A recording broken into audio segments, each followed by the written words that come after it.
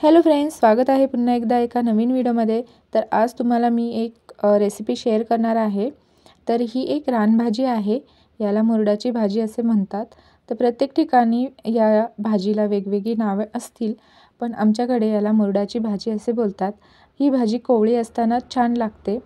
तर चला बघूया ही भाजी साफ कशी करायची आणि याची पूर्ण रेसिपी।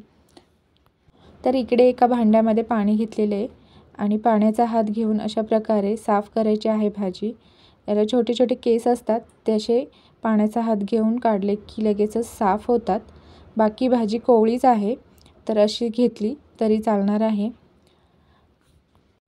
तर ही भाजी अशाच प्रकारे मी पूर्ण साफ करून घेते। आता इथे माझी भाजी साफ करून झालेली आहे आणि मी आता ही भाजी एकदम बारीक अशी चिरून घेणार आहे।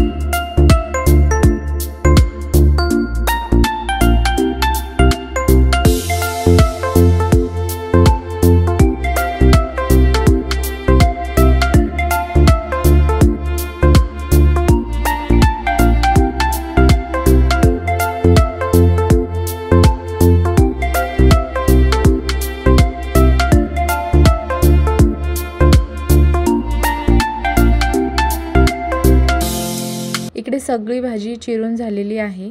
आता ही भाजी आपल्याला 2 ते 3 पाण्याने स्वच्छ अशी धुवून घ्यायची आहे। भाजी धुवून झाल्यानंतर आता ह्या भाजीमध्ये आपल्याला पाणी टाकून शिजत टाकायची आहे। आता ही भाजी बरेच जण डायरेक्ट फोडणीला देतो तशी पण बनवतात, मेथीची भाजी आपण बनवतो ना तशी, पण तशी ना जरा उग्र लागते आणि आमच्या घरात सुद्धा तशी आवडत नाही। त्यामुळे मी अशी शिजवून घेते आणि त्यानंतर मग भाजी परतते। आणि तसेच पावसाळ्याच्या दिवसामध्ये हवेमध्ये बॅक्टेरिया असतो आणि आपण डायरेक्ट तशी भाजी बनवली तर आपल्याला पचायला जड जाऊ शकते। त्यामुळे अशी शिजवून घ्यायची, त्यामुळे पचायला सुद्धा हलकी होते आणि टेस्टसुद्धा छान लागते।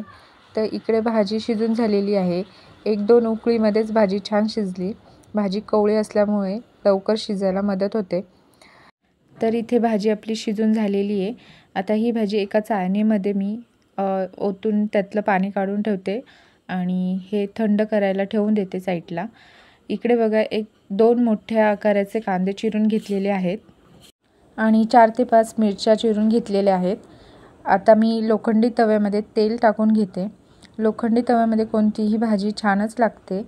आता तेल तापल्यानंतर यामध्ये आपल्याला चिरलेला कांदा आणि मिरच्या टाकायच्या आहेत। भाजी थोडीशी तिखटच बनवणार आहे।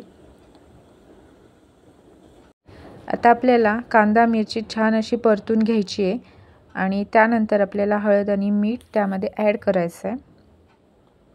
तर इथे कांदा परतून झालेला आहे आणि यामध्ये मी आता अर्धा चमचा हळद ॲड करून घेत आहे। त्याचप्रमाणे चवीनुसार मीठसुद्धा मी इथे टाकून घेणार आहे। भाजी शिजवताना आपण मीठ टाकलेलं नव्हतं, त्यामुळे आता आपण यामध्ये मीठ टाकून घ्यायचं आहे। तसेच आपल्याला आता भाजी शिजून ठेवलेली तीसुद्धा यामध्ये टाकून छान अशी परतून घ्यायची आहे भाजी।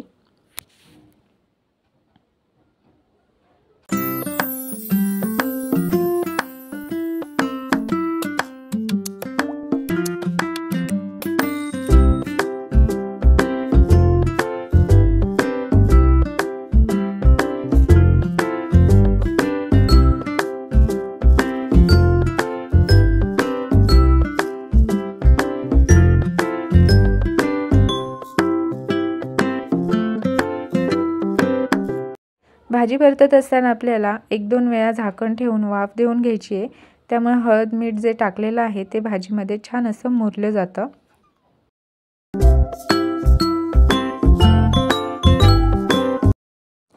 तर आपली मुरडाची भाजी तयार आहे. तुम्हाला कशी वाटली रेसिपी ते नक्की कमेंटमध्ये सांगा. आणि ही जर भाजी तुम्हाला कुठे मिळाली तर तुम्ही नक्की बनवून पहा. ही भाजी औषधीसुद्धा आहे आणि चवीला खूप छान लागते. तर नक्की बनवून पहा. आणि रेसिपी आवडली असेल तर चॅनलला सबस्क्राईब नक्की करा. भेटूया पुढच्या व्हिडिओमध्ये.